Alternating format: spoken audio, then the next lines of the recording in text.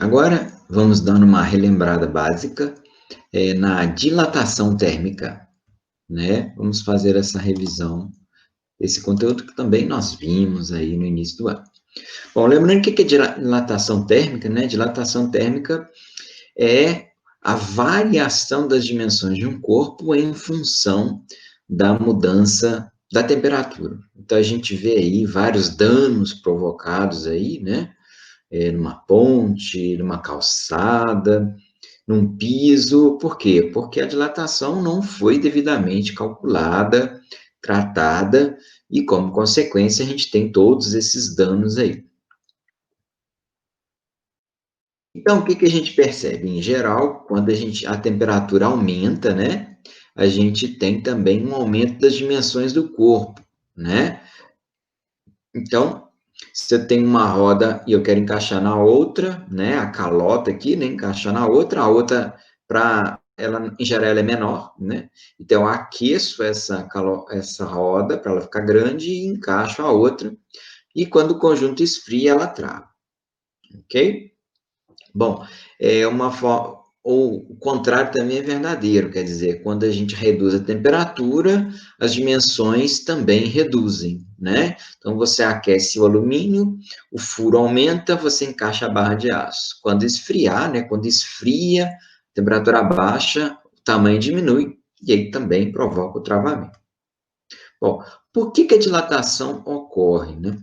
A dilatação ocorre em função da agitação das moléculas, né? Lembra que a gente falou, quando a gente reviu a temperatura, né? A gente falou que a temperatura está relacionada à agitação das moléculas, né? Então, é como se as moléculas estivessem presas por molinhas, né? Na hora que a gente aquece, essas bolinhas, que são as moléculas ou átomos, eles se agitam mais, eles balançam mais, né? E aí, a gente diz que o sistema está mais agitado porque a temperatura aumenta, ok? E, consequentemente, a tendência é que moléculas mais agitadas ocupem um espaço maior, como a gente pode ver aqui nessa simulação. Buscar uma visão microscópica aqui. Das moléculas, no caso aqui a temperatura está muito baixa, e aí vejam o espaço ocupado pelos átomos, né? À medida que a gente vai aumentando a temperatura, né?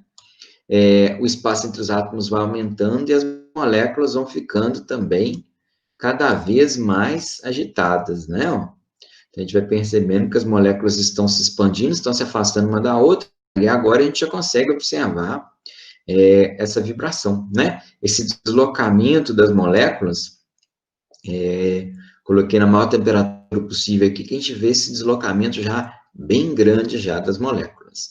Então, é isso, né? Então, quando as moléculas se agitam, né, elas se espalham mais e isso provoca dilatação. Ok? Muito bem. É importante ressaltar que a dilatação térmica é como uma ampliação fotográfica. Quando você amplia uma foto, todos os detalhes aumentam na mesma proporção, ok? Com a dilatação também é assim, né? Então, se você pega um disco pequenininho, se você aquece esse disco pequenininho, ele aumenta todas as dimensões na mesma proporção, ok? Se você pega um corpo oco, como um anelzinho, por exemplo, né? E você aquece esse anel, quer dizer, o furo também aquece. E, consequentemente, o furo também dilata na mesma proporção, tá? Então, o corpo oco, ele dilata como se ele fosse todo sólido. Bom, para a gente tratar de dilatação, a gente tem 3 modelinhos básicos que a gente usa para simplificar a nossa vida.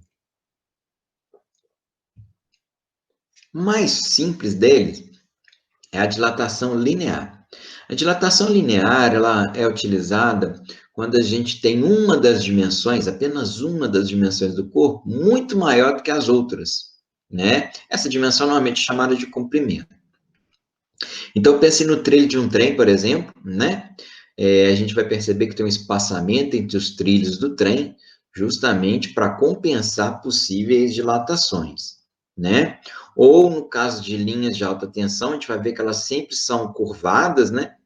Justamente porque no frio elas vão encurtar, né? e a curvatura permite que elas se encurtem com segurança sem provocar o rompimento. De que depende a dilatação linear, né? Que a gente vai chamar de ΔL. ΔL é dilatação linear. Dilatação linear, ela é proporcional à variação de temperatura, ou seja, quanto mais você varia a temperatura, mais a barra aumenta de tamanho, que o ΔL aqui é o aumento que a barra sofreu, além do L0, que era o comprimento inicial que ela já tinha. Então, quer dizer, não é a temperatura que provoca dilatação, mas a variação dela. Uma barra que está a 100 graus e vai para 150, ela dilata mais do que uma que está a 1000 e vai para 1010, certo? Porque no primeiro caso a variação foi 50, no segundo só 10. Outra coisa é o comprimento inicial. Então, se você tem duas barras, A e B, de comprimentos diferentes, elas vão dilatar quantidades diferentes também, certo? Então, uma barra maior dilata mais, dimensões maiores dilatam mais. Muito bem, vamos ao cálculo agora, a parte tão desejada, né? Então, a gente juntando essas informações, transformando isso numa equação, a gente tem que o ΔL, que é a dilatação linear, ele é igual a um alfa. Esse alfa é um fator de proporção, que é chamado coeficiente de dilatação linear do material que constitui o corpo. A gente vai perceber que cada substância, né, aqui está uma tabelinha que mostra isso, cada substância ela tem um coeficiente de dilatação diferente, né? Então, alumínio, 23 vezes 10 a menos 6. Aqui é graus Celsius a menos 1. O que quer dizer isso? Quer dizer para cada grau Celsius, tá? Então, se você tem um coeficiente de dilatação igual a 23 vezes 10 a menos 6, quer dizer que o alumínio, ele dilata 23 vezes 10 a menos 6 unidades de comprimento, metro, por exemplo, para cada 1 grau de variação, para cada 1 grau Celsius de variação. E para cada unidade de comprimento, tá? Para 1 metro, por exemplo, dilataria 23 vezes 10 a menos 6 metros. Já o cobre, ele dilataria, com a variação de 1 grau, numa barra de 1 metro, 17 vezes 10 a menos 6. Então, o cobre, ele dilata menos, certo? O vidro dilata menos. O zinco já dilata mais, olha, 25 vezes 10 a menos 6. Né? O tungstênio dilata menos. O chumbo é o que mais dilata nessa tabela, 29 vezes 10 a menos 6. Tá? O aço, o diamante, enfim. Cada um tem o seu coeficiente de dilatação, que é tabelado, né? E, eventualmente, a gente vai ter acesso a essas tabelas em avaliações. Então, L0 é o nosso comprimento inicial, né? E o ΔT é a variação de temperatura. Ok? ΔT é sempre a temperatura final, TF, menos a inicial, TI. Inclusive, pode dar negativo, né? Quando a temperatura diminuir, a temperatura final é menor do que a inicial, o ΔT vai dar negativo. Ah, mas aí vai dar uma dilatação negativa? Sim, tá? A dilatação pode ser negativa, tá? Desde que seja, na verdade, uma contração, ou seja, o tamanho está diminuindo, não está aumentando, tá? Porque tem gente que pensa que dilatação é só aumentar o tamanho. Não, pode ser diminuição também, tá? Que é o que a gente chama de contração.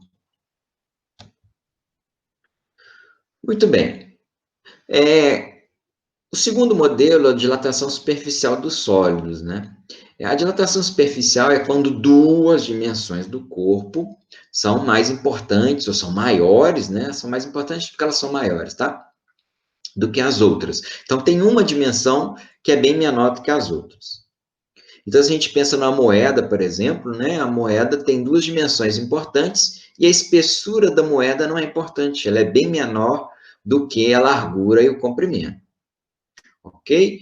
Uma moeda fria, por exemplo, pode passar num anel, e aí quando você aquece essa moeda, ela não passa no anel, porque as dimensões dela aumentaram.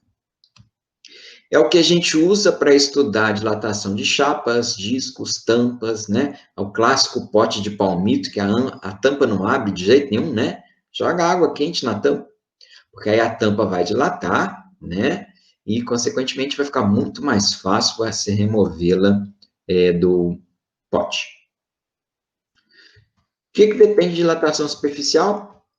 Depende da área inicial,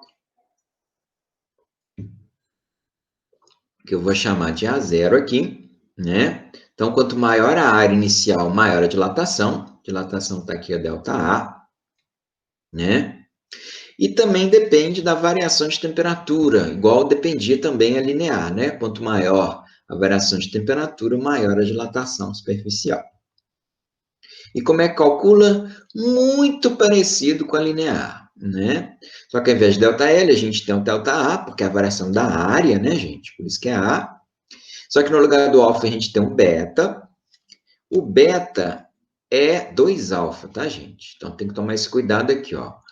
É o coeficiente de dilatação superficial. A maioria das tabelas dá o alfa para a gente. Então, se a gente for fazer cálculo de dilatação superficial, a gente vai ter que multiplicar por 2 para achar o beta e jogá-lo aqui. Tá? Ou se você quiser colocar 2-alfa aqui direto, também pode. O A0 é a área inicial, né? A área que tinha antes do aquecimento, por exemplo, essa aqui. E o ΔT é a variação de temperatura. Então, lembrando que a variação é sempre a final menos a inicial. Então, ΔA é o tanto que aumentou. Aqui é a dilatação superficial. Ok? E o A0 é a área inicial que tinha antes da dilatação. E, finalmente, o terceiro modelinho, a dilatação volumétrica dos sólidos. Essa é quando não dá para você desprezar nenhuma das dimensões do corpo. Todas as dimensões do corpo têm um tamanho próximo, né? A gente fala que tem a mesma ordem de grandeza. Então, no caso de um cubo, por exemplo, né? Aqui a gente tem um cubo pequenininho, cubinho, né? E aí você dilata, você aquece a uma temperatura T, aqui era uma temperatura T0, que é a temperatura T. Então, esse cubo aumenta, né? Aí, de um cubinho, você tem um cubão, né? Cubo grande. Ok? Então, serve para cubos, cilindros, garrafas, caixas. Toda vez que todas as dimensões forem mais ou menos do mesmo tamanho, né? O próximo, a gente vai usar a volumétrica. Que depende do quê? Também muito parecido lá com as outras duas. Depende do volume inicial, né? Assim como a superficial depende da área inicial, a linear depende do comprimento inicial, né? Ela é proporcional ao volume inicial, né? Ela é proporcional à variação de temperatura, ΔT, né? Então, aqui está mostrando um volume inicial pequenininho, aumentou muito a temperatura, aí o volume aumentou bastante, tá? E chegamos ao cálculo. O cálculo também é feito de forma parecida. As três formas são muito parecidas, né, gente? ΔV é a dilatação volumétrica, né? É o tanto que aumentou aqui, né? Compare esse cubo pequeno com um cubo grande, o tanto que aumentou aqui a dilatação volumétrica. É igual a um gama. Esse gama vai ser 3-alfa agora, são três dimensões importantes, né? É o coeficiente de dilatação volumétrica, tá? Então, você pode colocar 3-alfa aqui se quiser, ou então você pega o alfa lá na tabelinha e multiplica por 3. V0 é o volume inicial e o ΔT é a variação da temperatura, da forma que a gente já discutiu lá nos outros casos. Beleza? Então, essas três fórmulas são muito parecidas, né? Só vocês prestarem atenção, quando aqui for L, aqui é L também, e aqui vai ser alfa. Quando aqui for A, aqui é A também, e aqui é beta, ou 2-alfa. E quando aqui é V, de volume, né? Aqui também é V, e aqui vai ser gama, ou 3-alfa. Joia? E chegamos também à dilatação volumétrica dos líquidos, que é um pouquinho diferente da dos sólidos. Primeiramente, a gente tem que lembrar que o líquido ele não tem forma própria, né? Então, ele possui a forma do recipiente que o contém. Então, não tem como a gente aquecer um líquido sem aquecer o recipiente, tá? Em geral, então, você vai aquecer o recipiente e o líquido que está lá dentro. E aí você vai ter um recipiente maior e um volume de líquido maior também.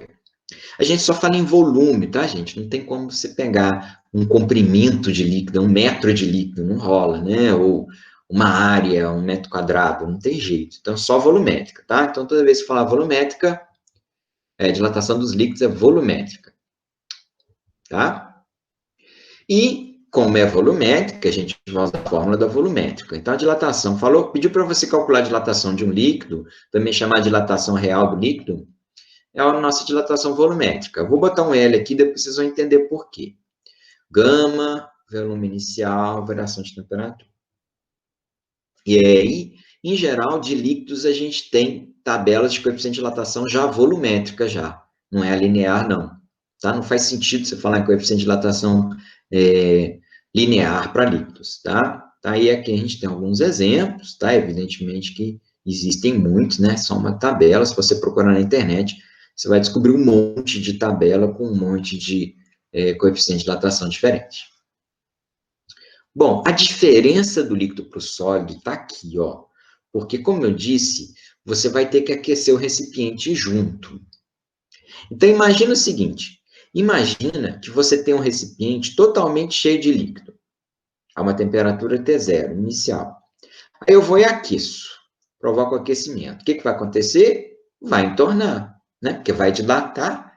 Se ele já estava cheio, né? Ele dilata, tá? Só que vocês têm que entender e perceber que o recipiente também dilata. Então, na verdade, a dilatação real do líquido não é só isso aqui que entornou, tá? A dilatação real do líquido é o que entornou e também o que não entornou por causa da dilatação do recipiente. Tá? É importante isso, né? O recipiente, ele segurou uma parte. Então, essa parte também é dilatação do líquido. Ok? Complicado? Não. Na verdade, a coisa fica muito simples. Então, a gente vai falar na dilatação real do líquido, que é o ΔVL, que é igual à dilatação aparente, que é o que normalmente entorna, ou é o que parece que dilatou, mais o ΔVR, que é a dilatação do recipiente. Então, nessa figura aqui, por exemplo, ó, o recipiente não estava totalmente cheio. Só que a gente viu uma variação de volume aqui, ó, em função da dilatação. Isso aqui é aparente. Por quê? Porque é do recipiente, a gente não consegue enxergar. Ok?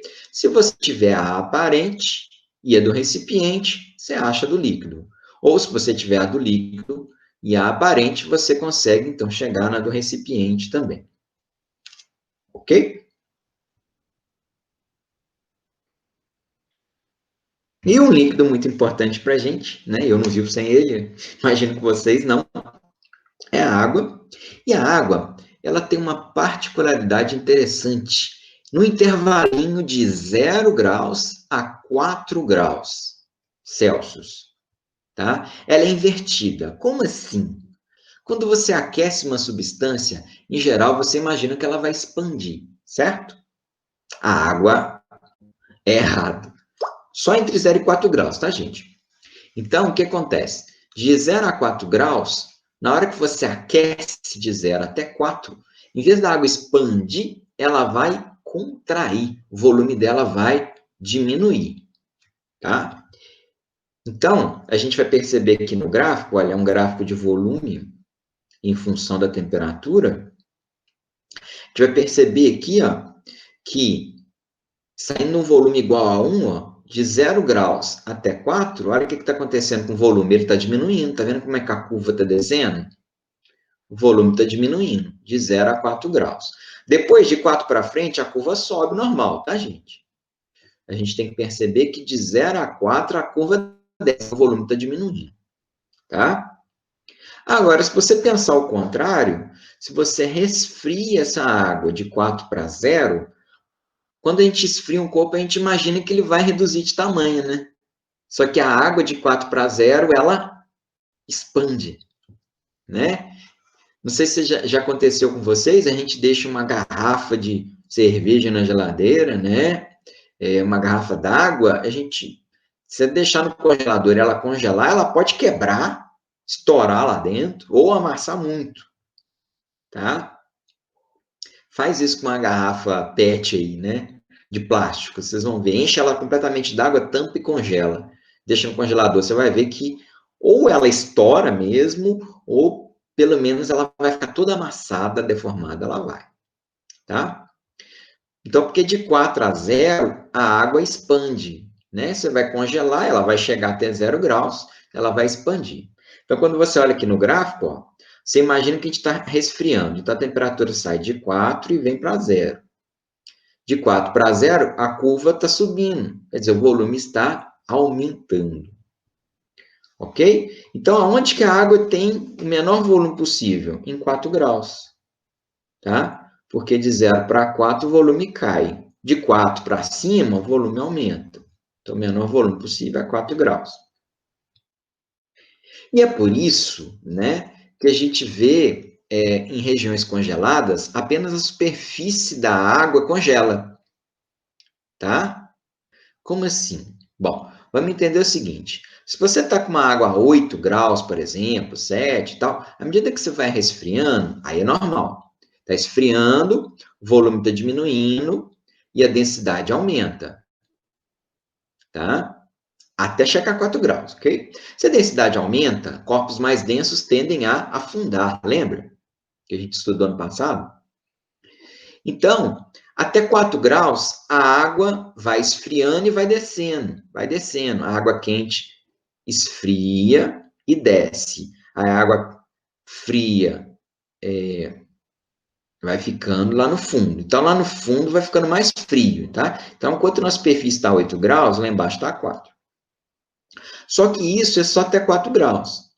Porque quando chega a 4 graus, na hora que vai de 4 até 0, o volume aumenta, lembra?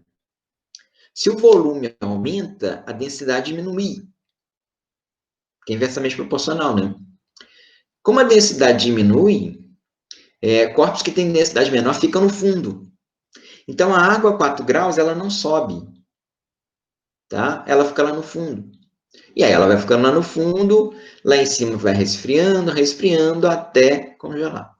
Isso é muito importante para a preservação da vida marinha em regiões congeladas, porque está congelado lá em cima, mas embaixo não está. Então, um urso polar pode ver um buraco aqui e caçar um peixe aqui embaixo, porque a água não está congelada. Ok? Costumo dizer que é o dedo de Deus, preservando a vida nessa região gelada. Joia? Muito bem, então é só isso que eu tinha para falar sobre dilatação. Espero que tenha lembrado vocês, né? Agora tem as atividades para fazer. Agora sim, tem atividade de temperatura e dilatação, ok? Então, corre lá, faz as atividades, né? E ficou na dúvida? Semana que vem a gente vai ter um encontro presencial e aí eu vou discutir tudo com vocês, tirar todas as dúvidas para ficar tudo beleza, bem aprendido, ok?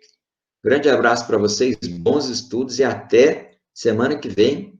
Aí é live, hein? Aí é ao vivo. Grande abraço.